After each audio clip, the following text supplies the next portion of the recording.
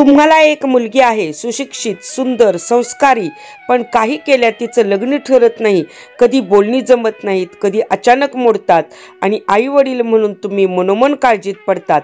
अशा वेळी काय करायचं? कसं दूर करायचं लग्नातले अडथळे, ग्रहदोष आणि अज्ञात कारणं?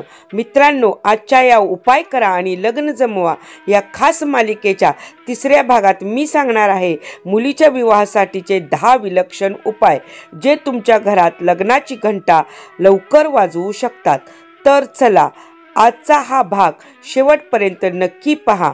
आणि हो, जर तुम्ही या सिरीजचे पहिले 2 भाग अजून पाहिले नसतील तर व्हिडिओ संपल्यानंतर लगेच त्यांची लिंक डिस्क्रिप्शनमध्ये आहे, नक्की पहा. याशिवाय तुम्हाला जर तुमच्या स्वतःच्या पत्रिकेवरून लग्न जमवण्यासाठी वैयक्तिक मार्गदर्शन हवं असेल तर तुम्ही माझ्याशी संपर्क करू शकता. समाजकार्य म्हणून मी लग्नासाठी अडलेल्या लोकांना त्यांच्या पत्रिकेनुसार मोफत मार्गदर्शन करते. त्यासाठी कोणतेही शुल्क आकारत नाही. वैयक्तिक उपाय तोडगे देण्याचा प्रयत्न करते. कमेंटमध्ये तशी विनंती जरूर करा आणि मोफत मार्गदर्शन मिळवा.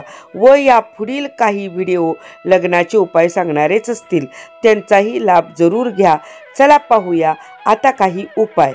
पहिला उपाय, मुलीच्या विवाहाची बोलणी करण्यासाठी जेव्हा मुलाच्या घरी लोक जाणारे असतील तर मुलीने आपले केस मोकळे सोडून लाल वस्त्र नेसून हसत मुखाने त्या लोकांना मिठाई खाऊ घालून त्यांचा निरोप घ्यावा, म्हणजे लग्नाची बोलणी यशस्वी होतील.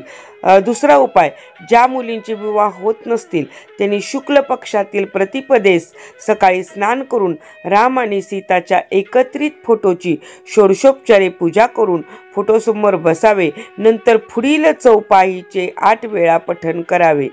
सुनु सिय असीस हमारी, पुरही मनकामना तुम्हारी. ज्या मुलींचे विवाह होत नसतील त्यांनी हा उपाय 40 दिवस करावा. या काळात मासिक पाळी आल्यास ते 4 दिवस दूर करावे. अशा प्रकारे 40 दिवस पूर्ण झाल्यानंतर विवाहाचा योग जुळून येतो. तिसरा उपाय, लग्नाला गेल्यावर मेहंदीचा प्रयोग. एखाद्या मैत्रिणीच्या लग्नात तिच्याकडून थोडीशी मेहंदी हाताला लावून घ्या. हा सोपा पण अत्यंत प्रभावी उपाय विवाहयोग निर्माण करतो. चौथा उपाय, प्रत्येक सोमवारी 1.25 किलो हरभऱ्याची डाळ आणि 1.25 लिटर गाईचे दूध दान करा. विवाह जमत नाही तोपर्यंत हा प्रयोग चालू ठेवा. पाचवा उपाय, ज्या मुलीचं लग्न ठरलं आहे तिच्या लग्नात तिने नेसलेली वस्त्रे जर अविवाहित मुलीने नेसली तर तिचाही विवाह लवकर ठरतो.